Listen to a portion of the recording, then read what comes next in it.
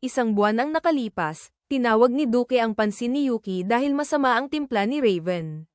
Nang makita ni Yuki si Raven, naisip niyang malungkot ito dahil kay Happiness at iminungkahi niyang humingi sila ng quest sa guild bilang dahilan para makalabas kasama si Happiness. Sumagot si Duke na mas mabuting yayain na lang ni Raven si Happiness sa normal na date, ngunit ikinagulat iyon ng lahat. Makalipas ang ilang araw, nagtipon ang grupo kasama si Happiness at ang mga babae para sa isang pekeng date.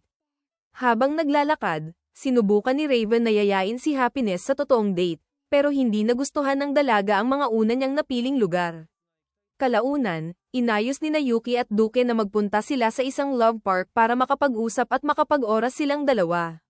Ngunit nasira ang lahat nang dumating ang mga kabalyero at aksidenteng narinig ang boses ni Raven. Ang vice captain ay nag-akalang nananaginip siya dahil iyon ang unang beses niyang marinig magsalita si Raven. Dahil pambabae ang tunog ng boses nito, siya at ang kanyang mga tauhan ay nagsimulang kutsain siya. Dahil dito, lalo pang nahiya si Raven, lalo na at kasama niya si Happiness, kaya tumakbo siya palayo sa kahihiyan. Nang makita ito, hinanap ni Yuki at Duke si Raven upang ibalik siya. Nang makita nila ito, sinubukan ni Duke na pagsabihan si Raven, ngunit nainis siya at umalis nang hindi makinig si Raven. Dahil naawa sa kanya, tinanong ni Yuki si Raven kung ano ang problema. Sinabi ni Raven na palagi siyang pinapaalalahanan ng kanyang kahinaan.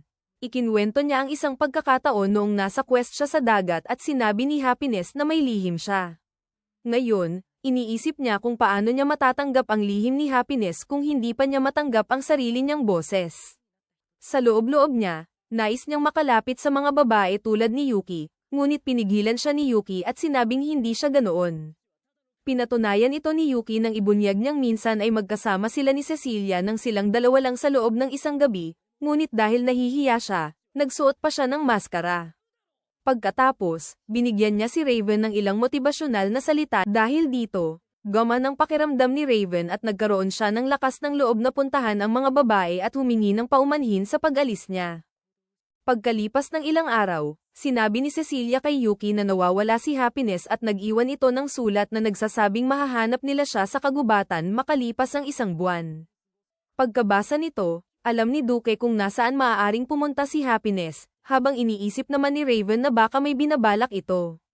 Nang hapong iyon, dahil sa matalas na pandaman ni Yuki, natagpuan niya si Happiness, ngunit sinabi ng dalaga na nakapagpasya na siyang sabihin ang kanyang lihim kay Raven.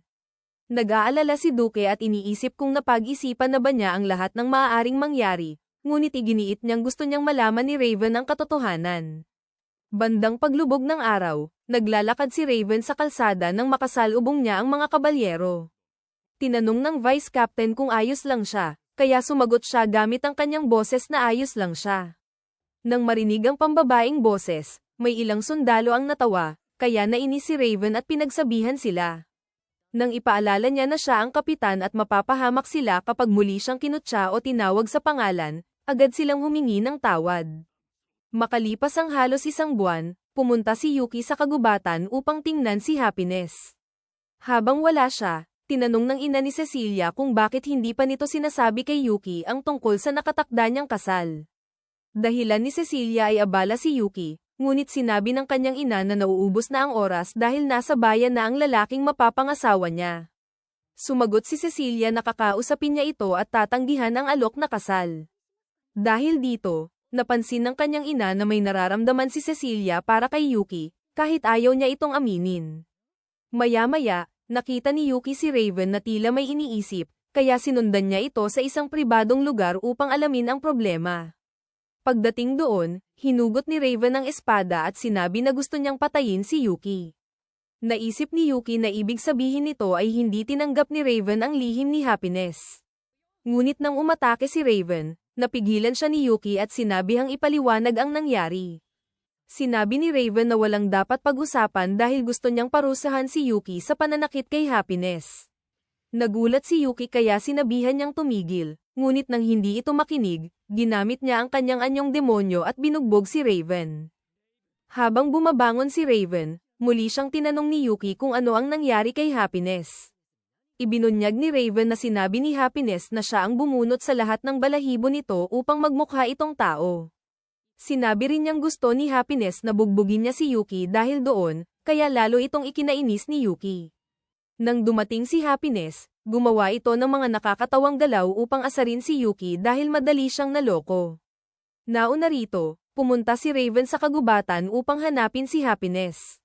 Nang makita niya ito, sinabi ni Happiness na huwag siyang lumapit dahil natatakot siyang ipakita ang tunay niyang anyo, ngunit naglakas loob din siyang magtapat sa kanya. Nang makita ni Raven ang kanyang mga balahibo, muli siyang nahulog ang loob dito at tinanggap siya kung ano man siya. Kasalukuyan itong ikinwento ni Raven kay Yuki, na naiinggit dahil mas matamis pa raw ang kanilang love story kaysa sa kanyang blood sugar. Bilang parusa sa panloloko sa kanya kanina, tinali niya ang dalawa gamit ang kadena at tumakbo palayo. Kinabukasan, ikinwento ni Yuki kay Cecilia ang nangyari habang magkasama silang nagtsaa. Pagkatapos, sinabi ni Cecilia na magiging abala siya sa mga susunod na araw kaya hindi sila masyadong magkikita. Sumagot si Yuki na ayos lang dahil aalis siya para sa isang quest kasama si Yuga at maaaring matagalan siya.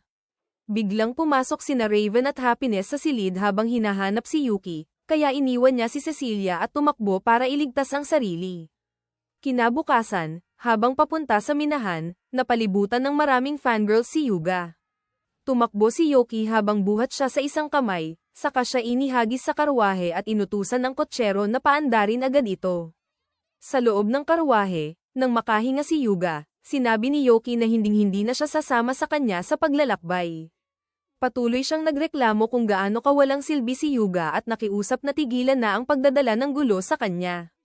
Samantala, pinipilit si Cecilia na dumalo sa isang politikal na pagpupulong para sa kasal. Inihanda ng mga katulong ang magarang kasuotan upang maipakita niya ng maayos ang pangalan ng pamilyang Aquarian. Dumating sina Makina at Teal upang tawagin siya. Magtatanong sana si Makina tungkol sa hilang magic ngunit natigilan siya nang makita si Cecilia na bihis na parang tunay na maharlika at tinanong siya tungkol dito. Nagulat si Makina nang sabihin ni Cecilia na naghahanda siya para sa politikal na pagpupulong tungkol sa kasal. Nang tanungin kung ayos lang ba siya rito, ipinaliwanag ni Cecilia na wala siyang balak magpakasal at dadalo lamang siya dahil utos ng hari. Nang tanungin kung sino ang makikilala niya, nalaman niyang si Solal Graceheart iyon, miyembro ng Hero Party mula sa Dokado ng Luminaria. Lumipas ang 3 araw at sa wakas ay nagkita sila ni Solal. Naalala ni Solal na minsan na silang nagkita matapos talunin ang Demon Lord. Sinabi niyang alam niyang hindi interesado si Cecilia sa kasal at nais lamang nitong magpatuloy sa pagsasanay.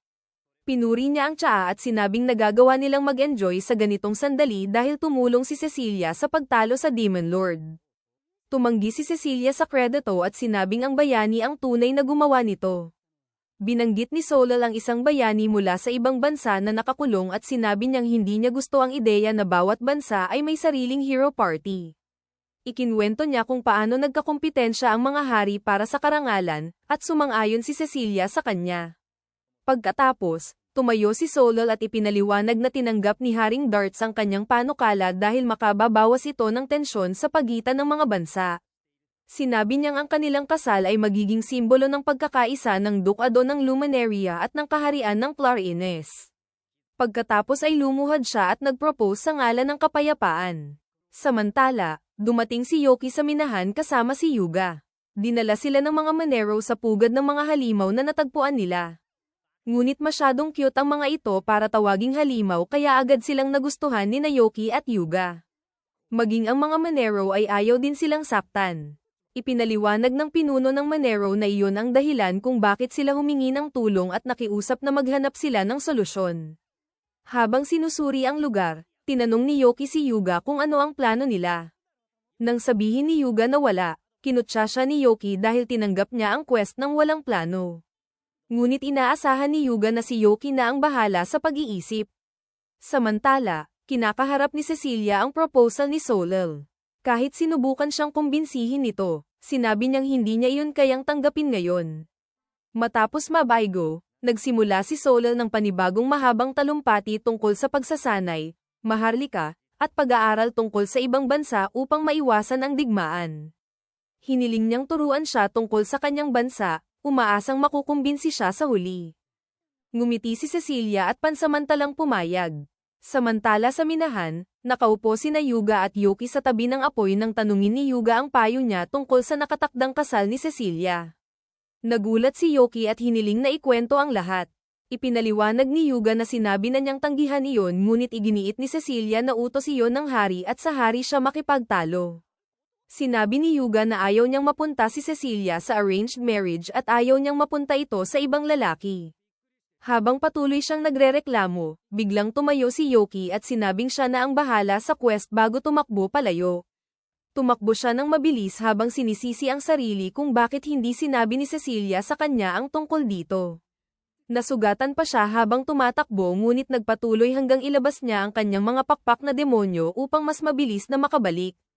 Kinabukasan, dumating si Makana upang makipagkita kay Yuga ngunit nadatnan niya ang kalahating hubad na mga manero. Lumabas si Yuga at sinabing masaya siyang makita si Makana matapos siyang maiwang mag-isa sa gulong iyon. Nang tanungin kung nasaan si Yuki, sinabi niyang tumakbo ito nang marinig ang tungkol sa proposal ng kasal at hindi na tumigil. Samantala, nagdala si Cecilia ng cookies sa ampunan kasama si Solel. Masayang sinalubong sila ng mga bata at naglaro si Solel kasama nila buong araw.